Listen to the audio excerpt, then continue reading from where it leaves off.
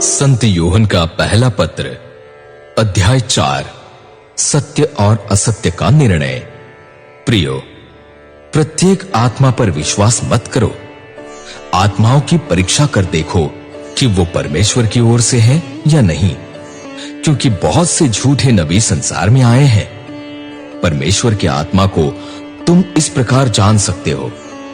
प्रत्येक आत्मा जो ये स्वीकार करती है कि यीशु मसीह देह धारण कराए, वो परमेश्वर की ओर से है, और प्रत्येक आत्मा जो इस प्रकार यीशु को स्वीकार नहीं करती, वो परमेश्वर की ओर से नहीं है, और वो मसीह विरोधी की आत्मा है। तुमने सुना है कि वो संसार में आने वाला है, और अब तो वो संसार में आ चुका है। बच्चों, तुम परमेश्वर के हो और तुमने उन लोगों पर विजय पाई है, क्योंकि जो तुम में है वो उससे महान है जो संसार में है। वे संसार के हैं और इसलिए वे संसार की बातें करते हैं, और संसार उनकी सुनता है।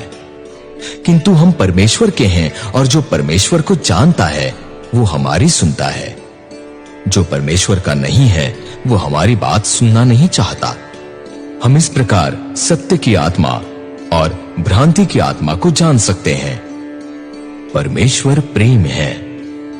प्रियो, हम एक दूसरे से प्रेम करें, क्योंकि प्रेम परमेश्वर से उत्पन्न होता है। जो प्रेम करता है वो परमेश्वर की संतान है और परमेश्वर को जानता है। जो प्रेम नहीं करता वो परमेश्वर को नहीं जानता, क्योंकि परमेश्वर प्रेम है। परमेश्वर ने अपने इकलौते पुत्र को संसार में इसलिए भेजा कि हम उसके द्वारा जीवन प्राप्त करें। प्रेम इसमें नहीं है कि हमने परमेश्वर से प्रेम किया, बल्कि परमेश्वर ने हमसे प्रेम किया और हमारे पापों के प्रायश्चित के लिए अपने पुत्र को भेजा। प्रियो, यदि परमेश्वर ने हमसे इतना प्रेम किया तो हमको भी एक दूसरे से प्रेम करना चाहिए। परमेश्वर को किसी ने कभी नहीं देखा। यदि हम एक दूसरे से प्रेम करते हैं तो परमेश्वर हम में निवास करता है और हम में उसका प्रेम परिपूर्णता तक पहुंच जाता है। परमेश्वर ने हमें अपना आत्मा प्रदान किया है, इसलिए हम जान जाते हैं कि हम उसमें और वो हम में निवास करता है। पिता ने अपने पुत्र को संसार के उद्धारकर्ता के रूप में भेजा। हमने ये देखा है और हम इसकी साक्षी देते हैं। जो ये स्वीकार करता है कि यीशु परमेश्वर के पुत्र हैं, परमेश्वर उसमें निवास करता है और वो परमेश्वर में।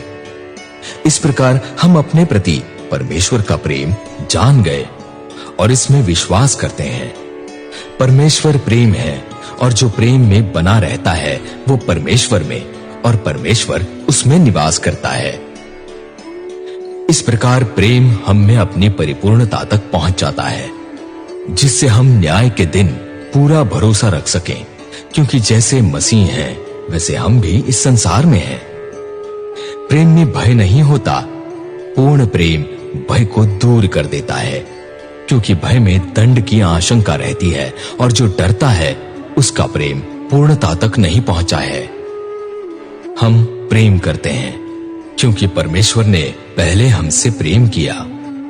यदि कोई ये कहे कि मैं परमेश्वर से प्रेम करता हूं और वो अपने भाई अथवा बहन से बैर करे, तो वो झूठा है।